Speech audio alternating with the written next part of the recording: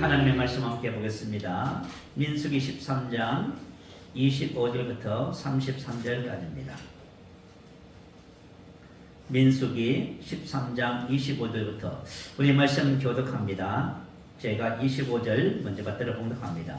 40일 동안 땅을 정탐하기를 마치고 돌아와 다른 광야 가데스에 이르러 모세와 아론과 이스라엘 자손의 온 집에게 나와 그들에게 보고하고 그 땅의 바위를 보이고 모세에게 말하이르되 당신이 우리를 보낸 땅에 간즉 가령 그 땅에 젖과 꿀이 흐르는데 이것은 그 땅의 가힐이니이다.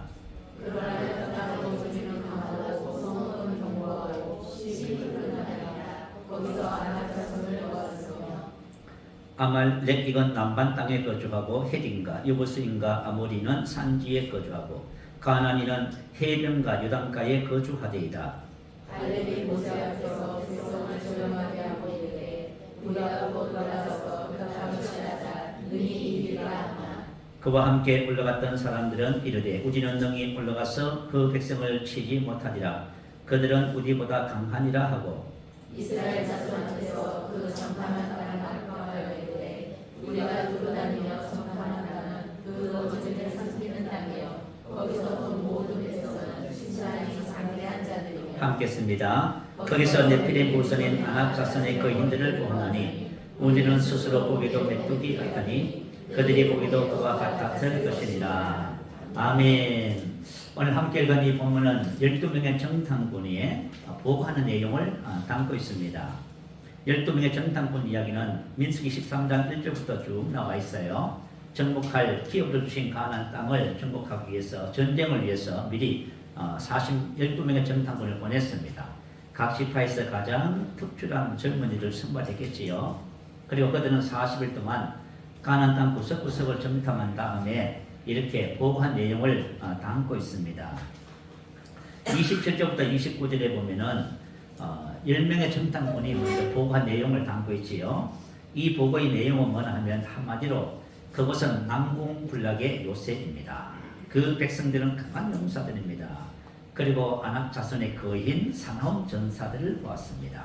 이 보고의 의미가 뭘까요? 우리는 절대로 그 땅을 얻을 수가 없습니다. 정복은 불가능합니다. 하는 내용입니다. 그리고 32절, 33절에 보면 능히 올라가서 백성을 치지 못한다. 그들은 우리보다 강하다. 그리고 그 땅을 악평했다고 말하지요. 거기서 네피림 후손인 아낙 자손의 거인들을 보았습니다. 우리는 스스로 보기에도 메뚜기 같으니 그들의 보기에도 그와 같았을 것입니다. 이렇게 보고를 해버렸습니다. 그래서 민수기 14장 1절에 보면 보고를 받은 이스라엘 백성들이 원망하고 탄식하고 하나님을 배반하는 지경까지 가는 광경을 우리가 지금 보고 있습니다. 자, 그러면은 하나님은 그 가나안 땅 기업을 주시면서 뭐라고 말씀하셨을까요? 자, 여호수아서 1장 3절 한번 올려주세요. 같이 한번 읽어볼까요? 내가 모세에게 말한 바와 같이 너희 발바닥으로 밟은 곳은 모두 내가 너희에게 주었노니. 자, 뭐라고 했어요? 가나안 땅은 어떻든 간에 발바닥으로 밟기만 해도 다 주신다는 거지요. 주었노니 이 말은 칼말로형입니다. 하나님께서 이미 주셨다 그 말입니다. 자, 저와 여러분 신앙생활 하면서 하나님의 자녀에게 주신 기업이 있지요. 왜요? 기업에 대해서 하나님은 뭘 하시지요? 이미 저와 여러분의 소유로 주셨다고 하지요. 오늘 저와 여러분 본문 말씀을 통해서 믿음의 중요성을 살펴볼 거예요. 갈렙은 어떻게 보고를 해요? 민수기 14장 6절에서 9절 한번 볼까요? 그 땅을 탐지한 자 중 눈의 아들 여호수아와 여분의 아들 갈렙이 자기들의 옷을 찢고 이스라엘의 자손의 온 회중에게 말하여 이르되 우리가 두루 다니며 정탐한 땅은 심히 아름다운 땅이라. 여호와께서 우리를 기뻐하시면 우리를 그 땅으로 인도하여 들이시고 그 땅을 우리에게 주시리라. 이는 가연 젖과 꿀이 흐르는 땅이니라. 다만 여호와를 거역하지 말라. 또 그 땅 백성을 두루하지 말라. 그들은 우리의 먹이라 밥이라. 그들의 보호자는 그들에게서 떠났고 여호와는 우리와 함께 하시느니라. 그들을 두루하지 말라. 할렐루야. 자, 어떠세요? 10명의 보고가 2명의 정탐꾼의 보고가 완전히 대조를 이루고 있지요. 이 차이가 뭐예요? 믿음의 중요성이란 거예요. 자, 오늘 저와 여러분의 믿음의 중요성을 살펴보면서 함께 은혜가 됐으면 좋겠습니다. 자, 믿음이 왜 중요하냐면은 저와 여러분이 하나님과 그분의 말씀에 대한 믿음을 가지면 아주 인생을 밝게 살게 되어 있어요. 좋은 인생을 산다 그 말이에요. 다시 말하면 승리하는 인생을 살게 됩니다. 모든 사람들은 밝은 인생을 살기를 원해요. 그렇지만 오늘 본문 말씀을 보세요. 똑같은 것을 보고 10명의 정탐꾼은 그죠? 어두운 면만을 보고 보고를 하는 것을 볼 수 있어요. 그 두 명은요 밝은 면을 보고 보고를 하고 있지요. 이 두 그룹의 이와 같은 차이는 어디서 발생한 것일까요?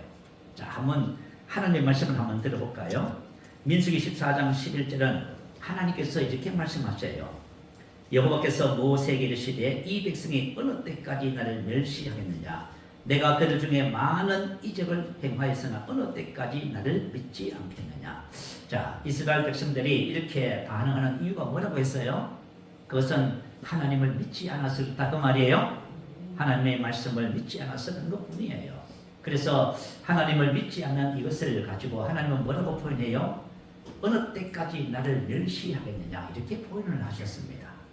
혹시 이제 저와 여러분 신앙생활 하면서요 하나님께서 주신 기업 약속의 말씀을 믿지 못하면은 하나님은 당신을 멸시하신다 이렇게 생각하세요. 왜 이렇게 표현하시냐면은 이건 너무나 당연한 것이기 때문에 그래요. 이제 예수님이 이 땅에 오셔서 사람들의 믿지 않는 걸 이상히 여기셨다 하지요. 우리는 믿는 것이 이상해요.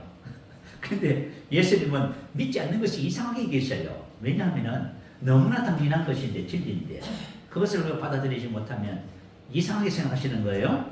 자, 그래서 저와 여러분의 신앙의 싸움은 하나님의 말씀에 의하면은 이것은 믿느냐 안 믿느냐의 문제라는 것을 말씀하고 있습니다. 10명의 정탐꾼들의 보고를 받은 이스라엘 백성들이 어둡고 부정적인 반응을 보인 이유는 단순합니다. 자, 그 땅에 거주하는 그죠 거민들이 강하기 때문도 아니고요. 성읍이 견고하고 힘이 큰 것 때문도 아니고 거기에 네피림 후손인 아낙자손 대장부가 살고 있기 때문도 아니고요. 그리고 이스라엘 백성들이 우리는 스스로 보기에 메뚜기 같아. 다시 말하면 자신들의 연약함과 부족함과 나약함을 보고 있는 것이죠. 그것 때문도 아니라는 것입니다. 그러면 뭘까요? 무엇이 문제냐 그 말이에요. 우리가 인생의 삶을 살면서 혹시 여러분들이 여러분의 인생의 삶을 부정적으로 보고 어둡게 보고 이렇게 한다면 그 이유가 뭐냐는 거지요. 그것은 바로 하나님이 보실 때는 그것은 하나님을 믿지 못하는 것 때문이다. 그 말씀을 하고 있습니다. 그래서 이스라엘 백성들이 어떻게 했는지 한번 읽어볼까요? 민수기 14장 1절부터 온 회중의 소리를 높여 부르짖으며 백성이 밤새도록 통곡하였더라. 이스라엘 자손이 다 모세와 아론을 원망하며 또 온 회중이 그들에게 이르되 우리가 애굽 땅에서 죽었거나 이 강에서 죽었으면 좋았을 것을 죽었으면 죽었거나 막 이렇게 표현합니다. 제가 지난주에 세본주간보호센터에 말씀을 전하면서요 어르신들에게 무슨 말씀을 얘기했냐면 대한민국에는 3대 거짓말이 있습니다 하면서 첫 번째, 두 번째 거짓말 얘기를 해드렸어요. 그리고 세 번째 거짓말은 제가 말하기가 좀 민망해서 어르신들에게 물었어요. 어르신들 세 번째 거짓말은 뭐지요? 그러니까 한 분이 그랬어요. 그것은 노인네가 죽는다는 거. 지금 이스라엘 백성들이 뭐라고 해요? 애굽 땅에서 죽었거나 이 강에서 죽었으면 좋았을 것을 자꾸 죽는다는 거예요. 우리 젊은 학생들이 젊은이들이 자꾸 죽겠다는 거예요. 자, 이와 같이 인생의 삶을 부정적으로 보고 부정적으로 얘기해요. 어찌하여 여호와가 우리를 그 땅으로 인도하여 칼에 쓰러지게 하려 하는가? 우리 처자가 사로잡히리니 애굽으로 돌아가는 것이 낫지 아니하냐? 이에서로 말하되 우리가 한 지간을 세고 애굽으로 돌아가자 하며 다 이렇게 말을 했어요. 왜 이런 말을 했다고요? 그것은 하나님의 약속의 말씀을 믿지 못해서 그랬다는 거예요. 자, 그러면 갈렙은 뭐라고 보고하는지 들으셨지요? 그죠? 심히 아름다운 땅입니다. 그 땅을 하나님이 기뻐하셔서 우리를 인도하여 주십니다. 그들은 우리 밥입니다. 하나님은 우리와 함께 하십니다. 아멘. 이 갈렙의 보고 속에는요 인생의 온갖 아름다움과 승리와 축복이 가득 넘쳐요. 이유가 뭘까요? 그 이유는 딱 하나예요.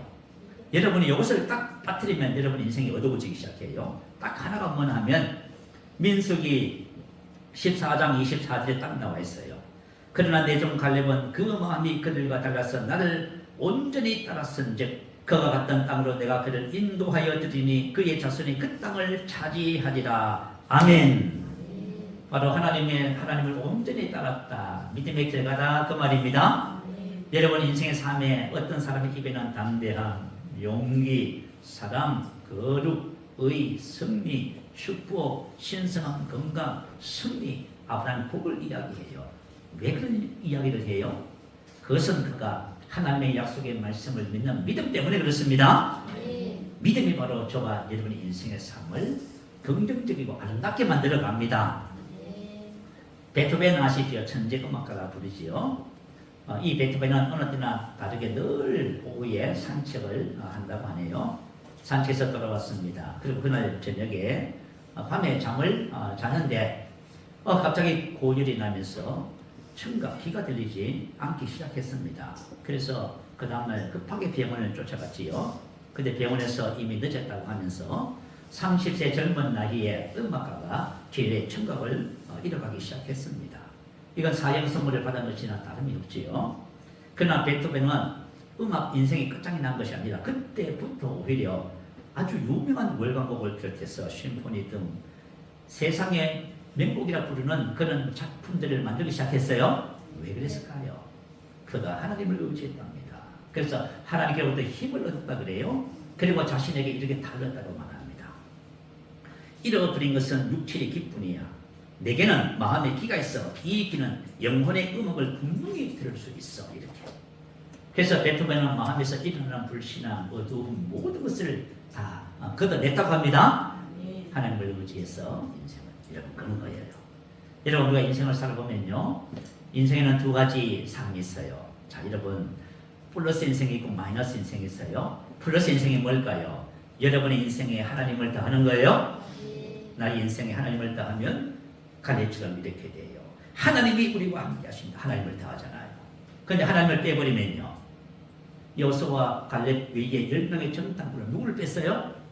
하나님을 빼버렸어요. 그것을 마이너스 인생이라고 해요. 그래서 내 인생에 여러분이 하나님을 더하면 여러분의 인생은 밝아져요. 그런데 하나님을 빼버리면요, 여러분 인생은 끝없이 추락하기 시작하는 것입니다. 자, 그리고 이 믿음의 사람은 긍정의 에너지를 주변 사람에게 퍼뜨리기 시작합니다. 그래서 믿음이 중요해요. 믿음의 사람은 자신뿐만 아니라 그 믿음의 사람 한 사람으로 말미암아 주변 사람을 행복하게 만들고 주변 사람들을 살만한 세상으로 만들어 버리는 것입니다. 이 10명의 정탐꾼들의 보고를 받은 이스라엘 백성들 보세요. 그죠? 그 보고를 받고 영향을 받았잖아요. 밤새도록 어떻게 했다고요? 통곡했다고 하지요. 그들은 벅찬 마음으로 이제 가나안 땅을 정복할 것을 기대했는데 정탐꾼들의 보고를 딱 듣고 나니까요, 그만 낙심하고 좌절해 버렸어요. 그래서 밤새도록 통곡을 하고요, 이스라엘 자손이 모세와 아론을 원망했다고 하네요. 하나님을 원망한 것이지요. 그래서 고린도전서 10장 10절에서 이하에 보면 그들 가운데 어떤 사람들이 원망하다가 멸망시키는 자에게 멸망하였나니 너희는 그들과 같이 원망하지 말라. 그들에게 일어난 이런 본보기가 되고 또한 말세를 만난 우리를 깨우치기 위하여 기록되었느니라. 아멘. 자, 저와 여러분 신앙생활 하시면서 인생을 살면서 절대로 원망하지 마세요. 그 원망은 곧 하나님을 원망하는 거예요. 여러분 하나님께서 가나안 땅을 기업으로 주셨잖아요. 그런데 왜 원망을 하시냐 그 말이에요. 우리는 원망하지 않습니다. 그러면서 뭐라 하지요? 어찌하여 여호와가 우리를 그 땅으로 인도하여 칼에 쓰러지게 하려 하는가? 언제 하나님께서 이스라엘 백성을 가나안 땅에 인도해서 칼에 쓰러지게 합니까? 가나안 땅을 얻게 하시는 것이지요. 이렇게 마음이 부정적으로 어두워지기 시작하면 모든 것이 이렇게 가는 거예요. 자, 우리 처자가 사로잡히리니 애굽으로 돌아가는 것이 낫지 아니하냐? 예수로 말하되 우리가 한 지간을 세고 애굽으로 돌아가자. 자, 우리가 신앙이 인생의 삶이 부정적이 되면요, 어떻게 돼요? 원망을 하다가 그 다음에 죽겠다고 하고 그 다음에 어떻게 돼요? 하나님을 시험하면서 뭐라고 이제 포인해요? 애굽으로 돌아가자. 끝까지 가는 거예요. 끝까지. 혹시 여러분 원망하시다가 돌이키세요? 원망하다가 죽겠다고 하고 하나님을 시험해서 애굽으로 돌아가자고 이렇게 나가시면 여러분 안 됩니다. 그런데 우리 한국교회는 그런 문제가 너무 많다고 하네요. 여러분이 힘드시거든. 몸만 정도 좀 하다가 빨리 돌이키시기를 주님의 이름으로 축복합니다. 아멘. 자 이렇게 그 이스라엘 백성들이 이것은 왜요? 10명의 정탐꾼들이 끼친 영향입니다. 혹시 여러분이 만약에 여러분이 주 안에서 믿음으로 살잖아요. 그러면 여러분을 통해서 여러분 가정이 선한 영향력으로 인해서 여러분 가정이 복을 받습니다. 여러분 가정이 빛나기 시작할 거예요. 왜냐하면 여러분 한 사람 때문에. 그죠? 한 사람이 이렇게 중요해요. 그래서 10명의 정탐꾼들로 인해서 이스라엘 백성들은 하나님께서 26절부터 33절에 이렇게 그죠? 말씀을 기록해 놓고 있어요. 여호와께서 모세와 아론에게 말씀하여 이르시되 나를 원망하는 이 악한 회중에게 내가 어느 때까지 참으랴. 이스라엘 자손이 나를 향하여 원망하는 그 원망하는 바를 내가 들었노라. 그들에게 이르기를 여호와의 말씀에 내 삶을 두고 맹세하노니 너희 말이 내 귀에 들린 대로 내가 너희에게 행하리라. 이렇게 말씀하셨어요. 여러분 신앙생활 하시면서 내가 하는 말을 누가 듣는다고 했어요? 하나님이 듣어요. 그죠? 여러분 기억하셔야 돼요. 여러분이 막 그죠? 막 속에서 막 그죠? 무슨 말을 하고 싶더라도 하나님이 듣고 그대로 하신다는 것을 꼭 기억하셔야 돼요. 그러면 말을 하다가도 입을 딱 다물려요, 여러분. 그죠? 여러분 말이라는 것이 그렇게 중요하다 그 말이에요. 내 말이 너희 귀에 들린 대로 너희 말이 내 귀에 들린 대로 내가 너희에게 행하리니 이거는 그죠? 자동으로 된답니다. 여러분 잘 들어봐요. 사람이 말을 하잖아요. 그러면 그 말을 누가 들어요? 먼저 내가 듣지요. 내가 한 말을 내가 듣고 그 말의 영향력이 나에게 와요. 내가 늘 믿음의 말, 긍정적인 말을 하면 여러분 인생이 밝아져요? 여러분 부정적인 말을 하고 안 된다고 하고요. 그렇게 하면요. 여러분이 그 영향을 먼저 받아요. 그래서 우리 사람은 그죠? 말의 진위 여부는 상관없답니다. 내가 저 사람한테 말을 했는데 나는 어떻게 들어요? 내 말로 들어버린답니다. 그래서 만약에 여러분들이 무슨 말을 하잖아요. 그러면 언어 중추신경이 모든 신경을 다 지배한대요. 그래서 언어 중추신경을 모든 신경계는 그저 주인으로 본답니다. 자, 주인이 원망하는 말을 했다, 망한다는 말을 했다. 그럼 다른 세포도 어떻게 해요? 망할 준비를 다 하고 있대요. 그래서 참 요즘 현대인들이 건강에 대한 그죠 기대가 크잖아요. 그래서 여러 곳에 자연치유라든가 그런 곳에 가서 건강을 그렇게 챙기고 그렇게 하는 것 같아요. 근데 그 자연치유하는 곳에 가서 강의를 들어보면 전부 다 하는 말이 똑같아요. 성경하고 똑같아요. 뭐라고 얘기했냐면은 내가 만약에 그죠 신성한 건강을 누린다 이렇게 하면은 그죠 우리 몸속에 있는 면역 체계가요 암을 전부 다 잡아먹는데요. 근데 저 반면 반대로 얘기하면요. 그러면 면역 체계는 그죠 가만히 있는데 그리고 암이 활성화되면서 그죠 우리 주인이 암에게 힘을 줘서 암이 이기게 만드는 거예요. 그래서 저와 여러분이 하는 말의 중요성을 꼭 깊이 인식하시기 바래요. 그래서 무슨 말씀을 하시든지 간에 하나님의 말씀을 따라 긍정적인 것을 말하시기 바래요. 자, 우리 성경에 보면은 12해를 혈중하는 여인의 이야기가 나와요. 자, 12년 동안 혈중을 알았습니다. 너무 고통스러웠지요. 근데 예수님의 소문을 들었대요. 자, 예수님의 소문을 듣고 내가 그 옷가에 손만 대어도 낫겠다는 믿음을 가지고 예수님의 옷자락에 손을 댔다고 하지요. 그랬더니 하나님의 능력이 그 여인의 몸에 들어와서 혈류근원이 말한 것을 몸에 깨달았다고 합니다. 자, 그래서 이 이야기를 주님 앞에서 고백하게 되어졌어요. 그 말을 들은 수많은 사람들이 어떻게 했다고요? 주님께서 동네에 오시면 전부 다 찾아나와서 말했어요. 옷자락에 대고 손만 대기를 강구한 거예요. 왜요? 손만 대면 나는다 그 말이에요? 한 사람의 신앙이 미치는 영향력이에요. 그러니까 여러분들이 정말 오늘 갈렙과 여호수아처럼 하나님을 믿는 믿음으로 반응하기 시작하면 선한 영향력을 끼치게 됩니다. 제가 옛날에 안경을 벗은 간증을 했잖아요. 근데 이 안경 벗은 간증을 했더니 우리 김명태 권사님이 지난번에 그러시더라고. 목사님이 간증할 적에 내가 그걸 붙잡았대요. 그리고 나서 권사님 눈이 밝아졌습니다. 그래. 지금 80이 다 돼가시잖아요. 그 작은 성경 글씨도 다 읽으세요. 그죠? 봐요. 여러분 성경 기록된 말씀이나 감정은 누구를 위해서 기록했어요? 나를 위해서. 그리고 이런 그죠? 10명의 정탐꾼들의 이야기 누구를 위해서 기록했어요? 나를 위해서. 이스라엘의 이런 원망하는 모습 누구를 위해서 기록했어요? 나를 위해서. 그러니까 말씀을 만난 우리에게 변이 되도록 기록했다 그 말이에요. 그래서 저와 여러분이 선한 영향력을 받아서 그것을 내 것으로 취하면 저와 여러분도 그렇게 되어지는 역사가 있음을 믿습니다. 자, 믿음이라는 것은 뭐냐면 하나님의 말씀을 따라서 자신을 보는 것입니다. 그럴 때 저와 여러분은 승리의 삶을 살 뿐만 아니라 밝은 인생을 살게 되어집니다. 10명의 정탐꾼들은 자신을 어떻게 봤지요? 33절에 보면 거기서 네피림의 후손인 아낙자손의 그 hin들을 보았나니 우리는 스스로 보기에도 메뚜기 같다 이렇게 봤습니다. 자, 만약에 내가 나를 메뚜기를 보면 어떻게 될까요? 그러면 그죠? 승리하는 인생은 축복받는 인생 끝났어요. 내가 내 자신을 스스로 그죠? 메뚜기를 보는데요. 자신들을 메뚜기를 보면 절대 안 됩니다. 자신들을 메뚜기를 보는 한 밝은 인생을 살기는 안 되게 돼 있어요. 근데 갈렙과 여호수아는 어떻게 봤어요?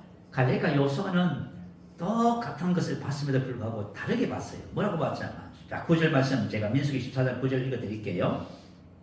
다만 여호와를 거역하지 말라. 또 그 땅 백성을 두려워하지 말라. 그들은 우리의 먹이라. 그들의 보호자는 그들에게서 떠났고 여호와는 우리와 함께 하시느니라. 아멘. 여호와는 우리와 함께. 그 말은 무슨 뜻이에요? 하나님 안에서 자신을 봤다 그 말입니다. 하나님 안에서 자신을, 하나님의 약속 안에서 자신을 보니까 그들은 우리의 뭐가 돼요? 밥이 됩니다. 밥, 음식, 떡이라는 겁니다. 그 말이.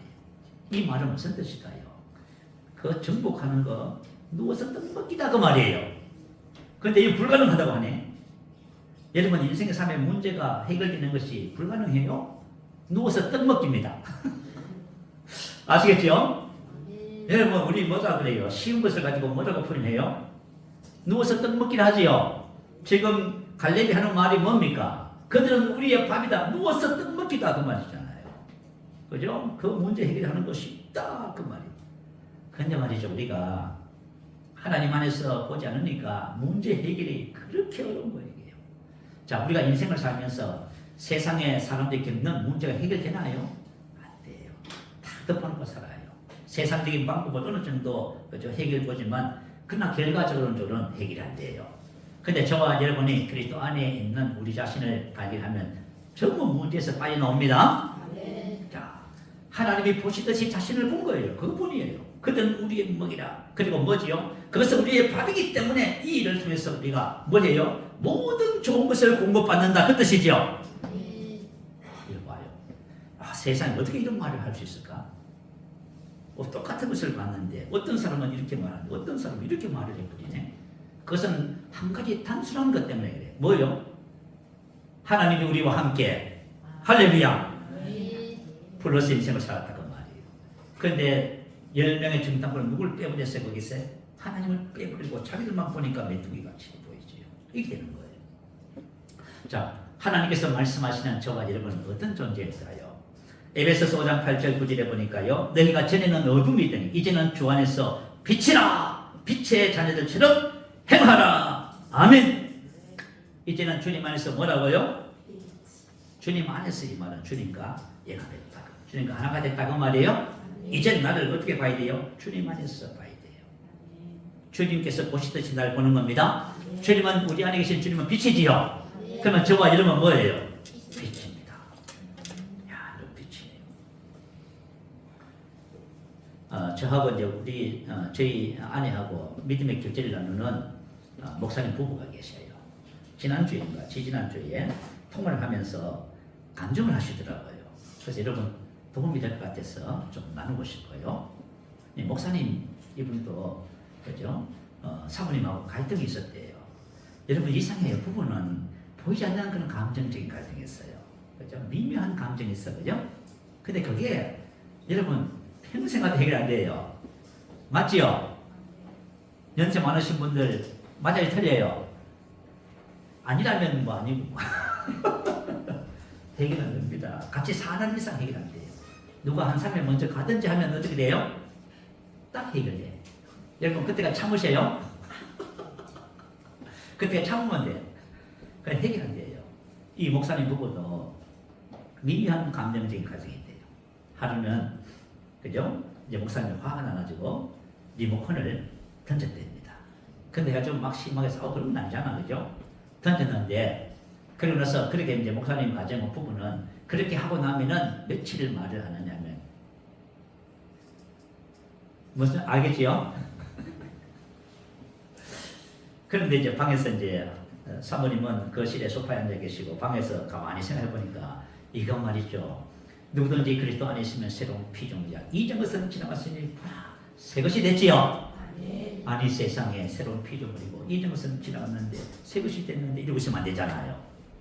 그래서 그것을 마음으로 땡기는 거예요. 저와 여러분이 말씀을 붙잡으면 그 분노, 미움 그런 영향에서 벗어나요. 그래서 마음이 편안해져요. 여러분 우리가 인생에 살면서 외부로부터 오는 여러 가지 문제와 이런 것들의 영향에서 못 벗어납니다.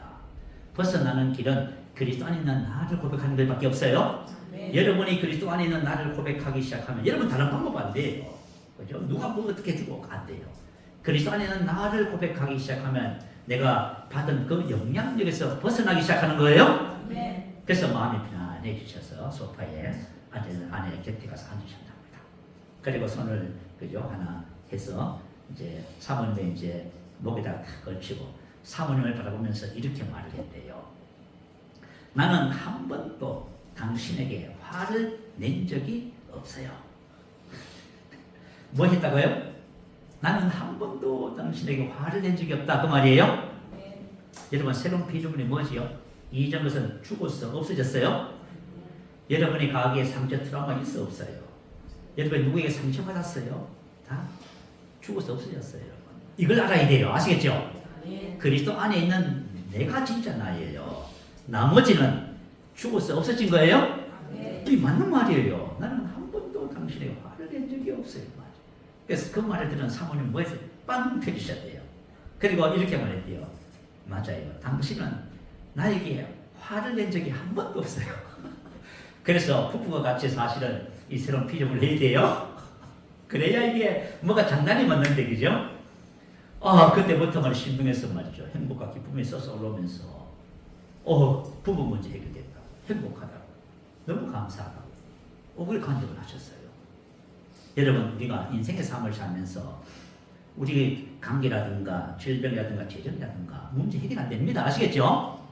근데 문제를 해결하는 놀라운 방법이 있어요. 그리스도 안에서. 아시겠죠? 그리스도 안에서 그리스도 안에 있는 나를 발견하고 그것을 말하기 시작하면 여러분 문제에서 빠져나오기 시작하는 거예요. 여러분 구원이 뭐예요? 구원은 그저 문제에서 건져내는 거예요. 그러니까 여러분 전부 구원받으셔야 됩니다. 그래서 누구든지 그리스도 안에 있으면 새로운 피조물입니다. 우리 자신을 그리스도 안에 있는 나를 볼 적에 이런 상황과 환경 속에서도 갈래처럼 말할 수 있어요. 그것은 그 문제는 나의 답이야. 그거는 이미 그리스도 안에서 해결됐고 그것을 통해서 나는 위로 쏘아 올려주고 빛날 거야. 이렇게 말을 해야 됩니다. 근데 말이죠. 이것도 아니고 저것도 아니고 어중간하게 계시면 안 됩니다. 그리스도 안에서 저와 여러분 어떤 존재입니까? 저와 여러분 하나님의 영광입니다. 할렐루야. 요한복음 17장 22절에 말하지요. 내게 주신 영광을 내가 저와 여러분에 주었답니다. 그러면 하나님의 영광이지요. 내 안에 계신 예수님이 하나님의 영광이에요. 그래서 예수님으로 인하여 우리는 하나님의 영광입니다.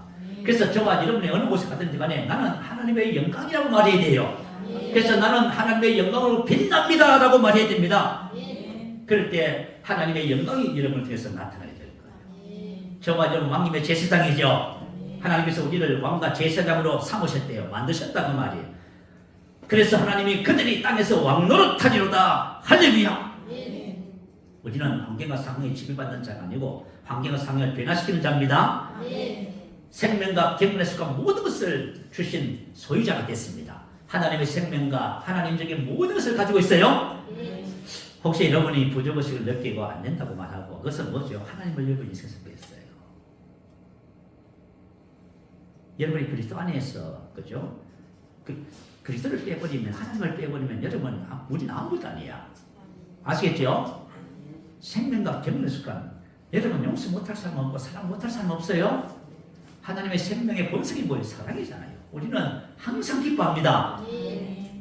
항상 우리가 선하고, 그죠? 근데 저와 여러분 이걸 기억하셔야 돼요. 그리고 저와 여러분은 율법의 모든 저주에서 해방됐습니다.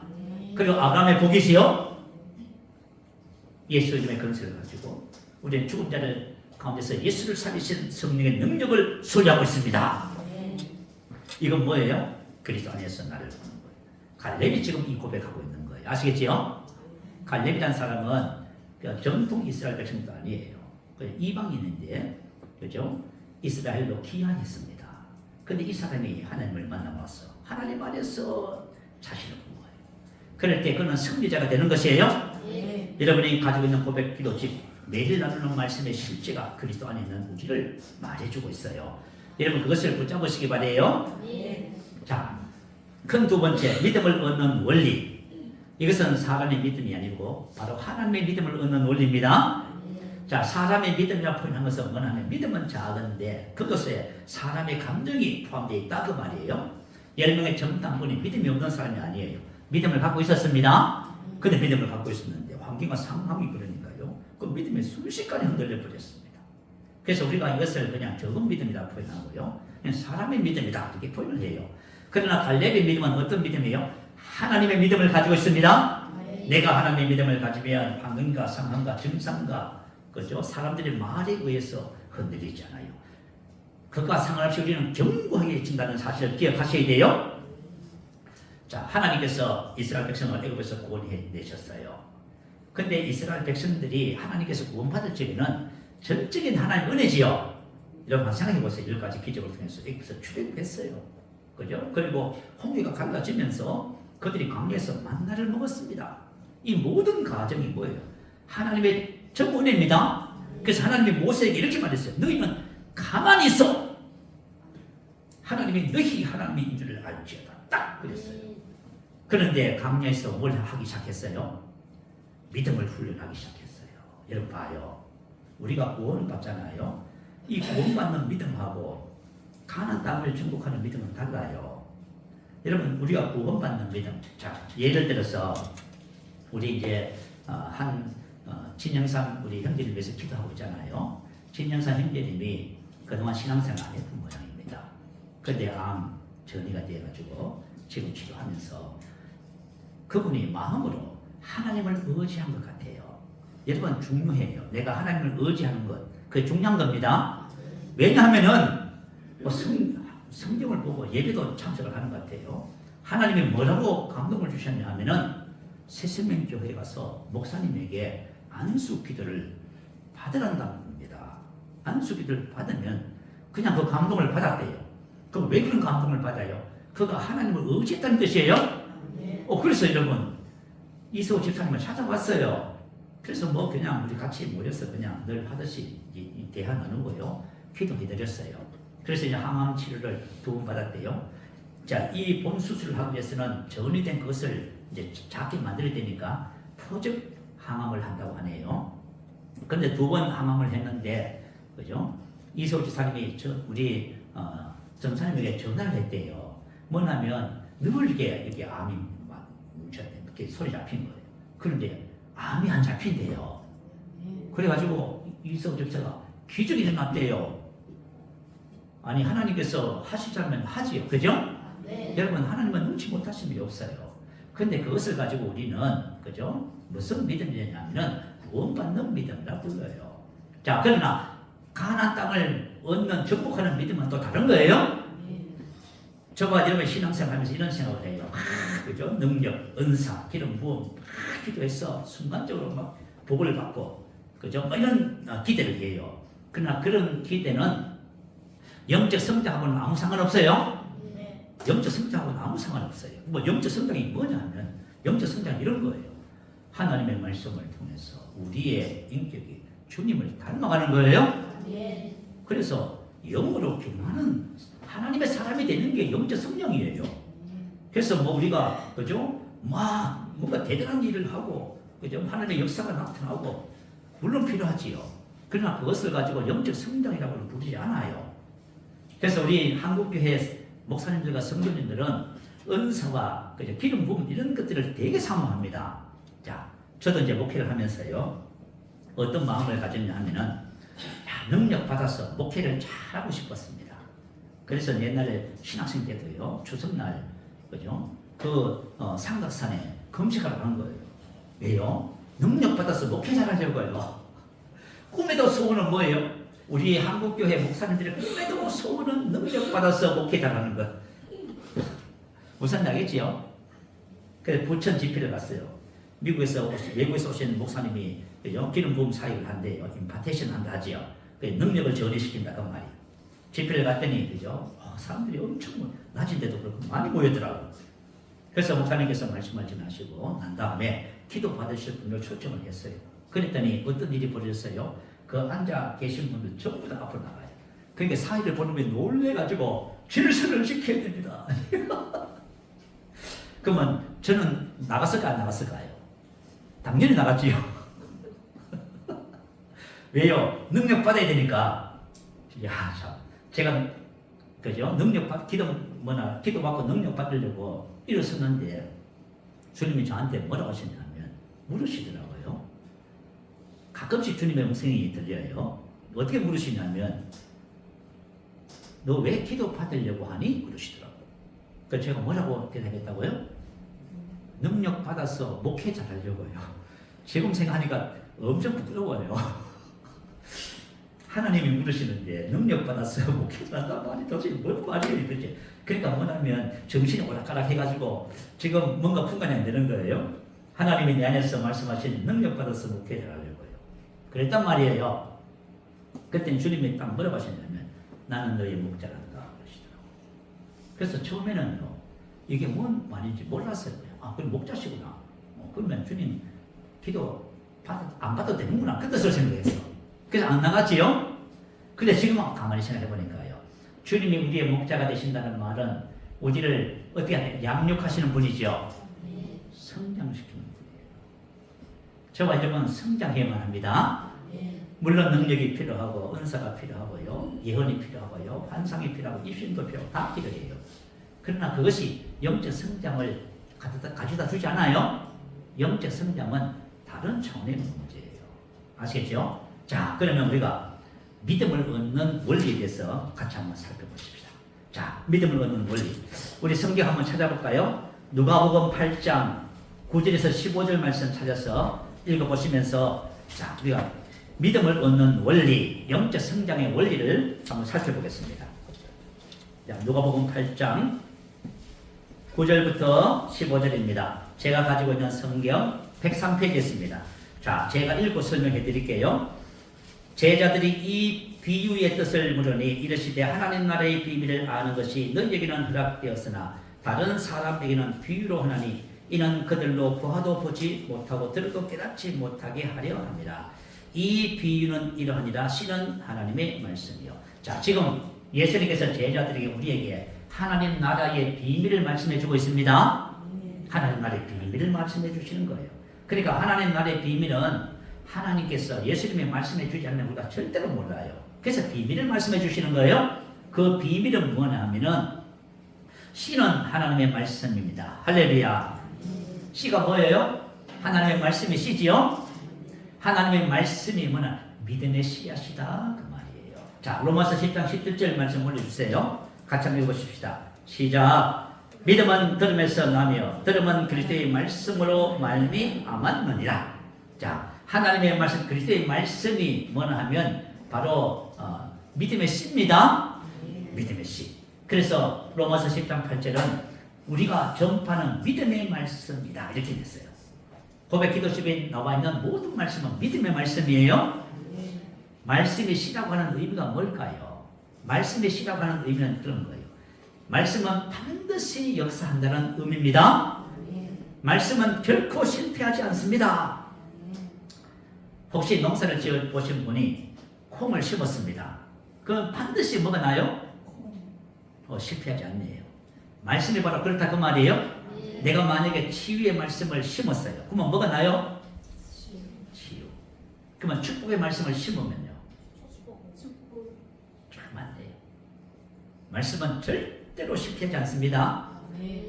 저와 여러분이 지금 하나님 나라의 비밀을 배우는 거예요. 세상에도 세상의 지식을 가진 사람이 세상을 지배해요. 하나님 나라의 비밀을 아는 사람이 하나님 나라의 일꾼으로 세워지는 거예요. 자, 근데 이 말씀은 어디다 심어야 될까요? 말씀의 씨라고 하는 것은 이 씨를 심어야 된다 그 말이에요. 심지 않으면은 그냥 그대로 있어요. 자, 그러면 어디다 심어야 되느냐? 이 말씀을 해주셨어요. 자, 8절 한번 볼까요? 들으는 좋은 땅에 떨어짐에 나서 100배의 결실을 하였느니라. 이 말씀을 하시고 외치시되 들을 귀 있는 자는 들을지어다. 이렇게 말씀하셨지요. 들을 귀 있는 자는 들을지어다. 이렇게 자, 들어야 된다고 말씀하셨어요. 들으면은 어떤 일이 벌어지냐면 12절 한번 봐요. 길가에 있다는 것은 말씀을 들은 자니 이에 마귀가 가서 그들이 믿어 구원을 얻지 못하게 하려고 말씀을 그 마음에서 빼앗는 것이요. 15절에 보면 좋은 땅에 있다는 것은 착하고 좋은 마음으로 말씀을 듣고. 자, 다시 말하면 우리 마음이 하나님의 말씀의 씨를 심는 밭이다 그 말이죠. 자, 이제 그죠? 하나씩 하나님 말의 비밀이 풀어지는 거예요. 하나님의 말씀은 씨고 그 씨는 어디다 심어져요? 저와 이런 마음의 밭에다가 이제 심어져요. 자, 근데 이 마음의 밭에 어떻게 심어져요? 들을 귀 있는 자는 들을지어다. 자, 12절에 말씀을 들은 자니 길가에 있다면서 말씀을 들은 자니 말씀을 들으면은 마음에 심어진다 그 말이에요. 신기하지요. 근데 말씀을 듣고 들을 귀 있는 자는 들으라 이 말은 들을 아쿠어 그죠? 경청하다. 들어서 깨닫다 그런 뜻이에요. 내가 말씀을 듣는데 말씀이 깨달아지면은 마음밭에 말씀의 씨앗이 심어지는 거예요. 신기하지요. 내가 귀로 들었어요. 근데 말씀을 들으면서 마음에 깨달아졌어. 그러면 그 말씀이 내 마음의 밭에다 심어지는 거예요. 그 심어지면은 이제 자라게 되겠지요. 참 신기해요. 그래서 말씀의 그 믿음이 말씀에 관한 그 믿음이 자라는 거예요. 믿음이 자라면은 말씀이 말하는 콩을 심었으니까 콩이 나고 팥을 심으니까 팥이 나는 거예요. 그대로 된다 그 말이에요. 오늘날은 뇌과학이 발달해서 이런 원리들을 잘 설명해요. 자, 내가 하는 일이 있대요. 뇌는 오감을 통해서 들어오는 정보를 생각으로 바꾼답니다. 이 생각은 전기예요. 잠시 사람의 뇌에 내가 만약 어떤 말씀을 경청해서 듣잖아요. 이것을 받아들이면요, 내 뇌에서 전기가 막 흘러요. 전기가. 그래가지고 이게 뭐예요? 뇌 세포를 변화시키는 거예요. 그래서 특정 생각을 몇 번이고 반복하면 마음에 스며들어 제2의 본성이 됩니다.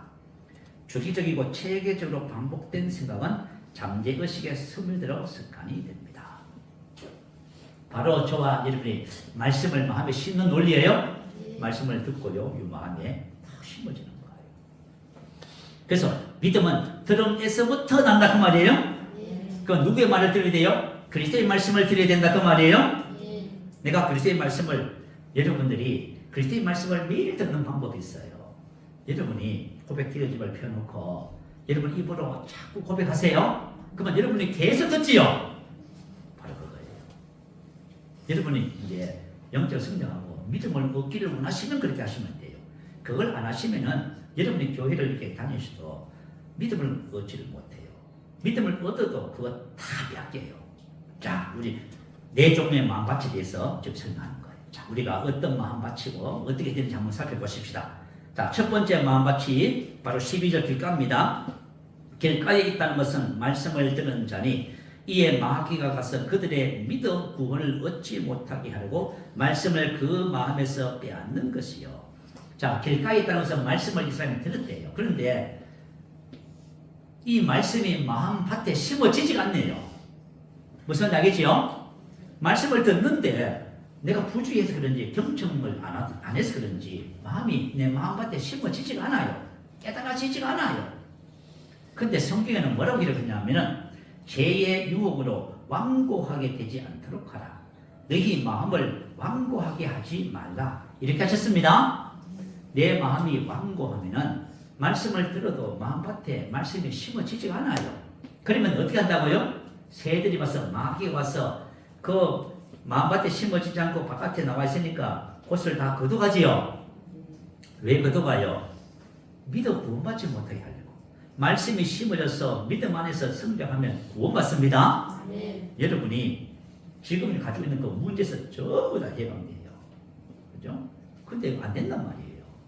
왜냐하면 안 심어졌어. 자, 그럼 두 번째 밭을 볼까요? 13절에 있어요. 바위 위에 있다는 것은 말씀을 들을 때에 기쁨으로 받으나, 받았대요. 이제 믿음이 시작된 거예요. 씨앗 심어졌어요. 믿음의 말씀이 심어져서 믿음이 자라기 시작하는 거예요. 뿌리가 없어 잠깐 믿다가 봐요. 마음에 심어졌다는 것은 믿기 시작했다 그 말이에요. 시련을 당할 때에 배반하는 자요. 시련을 당한다. 시험, 시련, 유혹, 고난 그런 뜻이에요. 자, 우리가 말씀을 이제 마음에 딱 받으면은요, 이제 심어져서 이제 믿음이 시작돼요. 근데 이게 이제 끝이 아니에요. 근데 이렇게 은혜 받으면 누가 역사해요?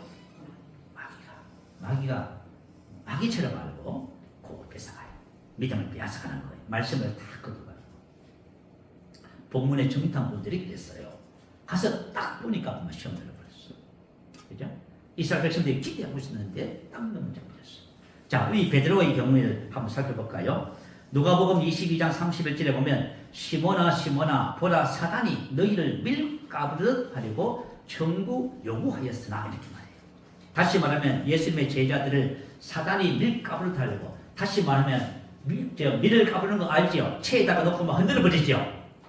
왜냐하면 제자들의 믿음이 떨어지게. 그래서 예수님이 원하면 내 믿음이 떨어지지 않기를 내가 기도하는 거예요. 마귀는 뭐 하는 일을 하냐면 저와 여러분 믿음을 떨어뜨리는 일을 해요.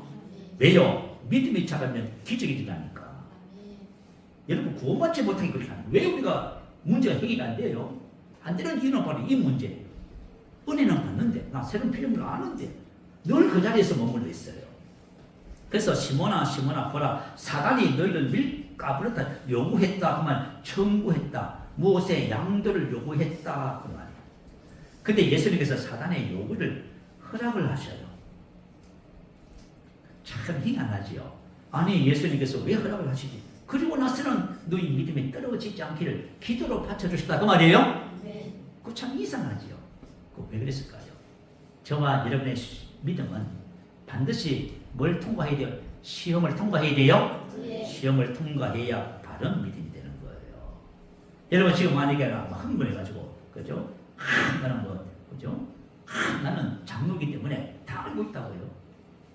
그 믿음이 진짜인지 가짜인지 어떻게 알아요? 시험을 쳐봐야 알죠. 베드로가 뭐라고 했는지 아시죠? 예수님께서 너가 나를 부인한다니까 죽는 데까지 갔다고 했어요. 베드로의 믿음은 죽는 데까지입니다. 근데 시험이 오니까 어떻게 됐어요? 죽기는 못하고 예수를 맹세하고 저주해버렸어요. 그러니까 그의 믿음은 뭐예요? 그의 믿음은 감정적 믿음이에요. 그래서 우리 믿음이 제대로 된 믿음이 하나님의 믿음의 수준까지 가기 위해서는 그렇죠? 이게 필요해요. 그래서 베드로가 자신을 이제 보게 된 거예요. 내 믿음이 그죠? 가짜였구나. 적은 믿음이었구나. 근데 그 적은 믿음조차도 떨어뜨리면 안 되는 거예요. 그래서 저와 여러분이 그죠? 왜 자꾸 계속해서 고백하고 그죠? 영으로 기도하느냐면 말씀이 빼앗기지 않고 내 마음이 확실하게 그죠? 확 드러날 때까지 하나님의 믿음이 될 때까지 해야 되는 거예요. 그래 하라고 하는 거예요. 그렇게 하면은 저와 여러분이 빼앗기지 않습니다. 자, 세 번째 가시떨기예요. 가시떨기 14절에 있어요. 가시떨기에 떨어졌다는 것은 말씀을 들은 자이나 지내는 중 이생의 염려와 재물과 향락의 기운이 막혀 온전히 결실하지 못하는 자요. 믿음 생활 잘하고 계시는 분인데 문제가 딱 이 세 가지가 있어. 그죠? 이생의 세상 염려가 너무 많아. 세상 염려가 많으면 믿음의 기운이 다 빠집니다. 여러분 혹시 염려하시면은 안 돼요. 두 번째는 뭐죠? 재물. 물질을 사랑해요. 세 번째는 뭐죠? 세상 쾌락, 즐거움을 찾아요. 그죠? 우리가 계속 말씀하지만 취미생활하고 뭐 이렇게 하잖아, 그죠? 그럼 어떻게 돼요? 기운이 막혀서 온전히 결실하지 못한다고 말씀을 기록하고 있습니다. 이스라엘 백성들이 강약기를 가면서 하나님께 계속해서 구해요. 뭐요? 다 육신적인 거야. 그래서 하나님께서 그들의 요구를 주셨을지라도 그의 영혼을 혼을 발휘하게 하셨다 이렇게 나와 있어. 다시 말하면 영적 성장하지 않습니다. 혹시 여러분 여기에 걸려 있다면은 이거 떨쳐버리셔야 됩니다. 자, 그리고 나서 이제 좋은 땅이 있어요. 좋은 땅 한번 볼까요? 좋은 땅이 있다는 것은 착하고 좋은 말씀으로 말씀을 듣고 아멘. 자, 말씀이 마음의 밭에 심어졌습니다. 그만 두 번째 뭘 해야 돼요? 지키어 인내로 결실한다. 지키어. 지킨다는 말은 뭐냐면 그죠? 말씀대로 살아야지 그런 개념이 아니에요. 이 지킨다는 것은 뭐냐면 사단의 유혹과 시험을 극복했다 그 말이에요. 내 마음의 밭에 심어진 그 말씀을 빼앗기지 않았다 그 뜻이에요. 자, 히브리서 2장 1절에 보면 우리가 들은 것에 더욱 유념함으로 우리가 흘러 떠내려가지 않도록 함이 마땅하니라. 자, 들었으면 말씀을 들어서 경청했으면은 우리 마음밭에 이제 말씀의 씨앗이 심어진 거예요. 근데 요걸 어떻게 한다고요? 사단이 그죠? 흘러 떠내려간다 그 말이에요. 빼앗긴다 그 말이에요. 근데 저도 이런 경우가 참 많아요. 말씀을 은혜 받고 심었는데 또 이제 보고 듣고 느끼고 하니까 또 막 그냥 옛날로 돌아가 버리고. 근데 제가 하나 뭘 발견했냐면 옛날로 돌아가나 마나 괜찮아. 또 심으면 돼요. 그러지요? 아, 심으면 되지. 또 심으면 농부가 돼. 뭐 한 해만 농사 끝낼 그냥 죽을 때까지 하는 거지요. 또 심고 또 심고 또 심고. 다 심으면 됩니다. 심고 나서 뭐 어떻게 해요? 이제는 이 비밀을 알고 아, 마귀가 나를 밀가루 떼서 그 믿음조차 뺏어가는구나. 안 뺏겨야지. 할렐루야. 그래서 히브리서 4장 14절은 우리가 믿는 도리를 굳게 잡아라. 굳게 지키다 붙잡아라 그 말이에요. 믿는 도리 호물로기야. 고백, 합의, 일치. 하나님의 말씀과 똑같은 말을 하다 그 말이에요. 어떤 환경과 상황이 주어지고 그래도 난 뭐라고 말해요? 하나님의 말씀과 똑같은 말을 하기 시작하는 거예요. 그러면 어떻게 돼요? 그러면 그죠? 통과해요. 통과하게 돼 있어. 이걸 말씀을 뺏기지 않고 지키게 되는 거예요. 아, 참 그냥 하나님 나라의 비밀이 그죠? 이렇게 말씀을 다 기록해놨어. 그래서 저와 여러분이 고백을 고백 기도하고 영의 기도 하라는 이유가 바로 거기 있어요. 낙심하지 말고 될 때까지 하라 하죠. 될 때까지 하는 사람은 되게 돼 있어요. 근데 참 희한해요. 제가 여러분들을 만나보면요. 어떤 사람은 그래요. 아, 목사님 걱정하지 마. 저는 될 때까지 하는 사람이에요. 그러면 돼. 조금 하다가 또 낙심하고 막 안 되는 거예요. 자, 저와 여러분이 하나님의 말씀을 붙잡고 될 때까지 한다는 마음을 가지세요. 그러면 반드시 되어지게 되어 있어요. 그래서 인내로 딱 결실한다. 열매 맺는다. 자, 이와 같은 과정을 통해서 믿음이 성장하는 거예요. 그래서 저와 여러분이 그죠? 우리의 생각하는 방식이라든가 우리의 혼이 주님을 닮아가게 돼 있어요. 그걸 가지고 영적 성장이라고 해요. 이 영적 성장에는 뭐 은사나 기적이나 그런 것은 없어요.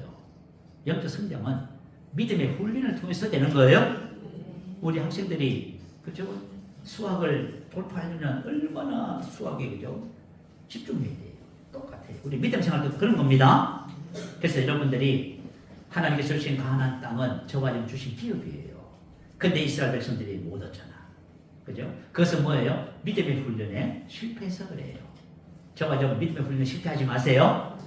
그리스도 안에서 있는 모든 것은 우리의 기업이에요. 그래서 우리는 그것을 믿음으로만 취할 수 있습니다. 이미 주셨다고 해도 그것을 누릴 수 있는 건 아니에요. 그래서 여러분이 생활 속에서요. 아침에 눈을 뜨시면 믿음의 훈련을 하세요. 나는 세상의 빛입니다. 나는 어둠에 다니지 않습니다. 그럼 누가 뭐라면 나는 영향받지 않습니다. 그 여러분 피곤하거든. 나는 피곤하지 않습니다. 신성은 건강한 나이고 싶습니다. 이게 믿음의 훈련이에요, 여러분. 무슨 알겠지요? 그 여러분 앉아서 뭐 시간 없는데 뭐 이거 뭐 30분씩 고백하고 있다. 물론 그것도 필요하지만 진짜 훈련은 눈을 뜨면서부터 시작인 거예요. 하루하루 살아가면서 나는 그죠? 왕 같은 제사장입니다. 나는 생명과 경륜에 속한 복. 나는 아브라함의 복입니다. 나는 복을 나누어 주는 자입니다. 하면서 여러분들이 믿음의 훈련을 하시면은 말씀이 여러분 안에 장착되면서 그 말씀의 열매가 나타나기 시작하는 거예요. 그럴 때 저와 여러분 승리하는 삶을 살게 됩니다.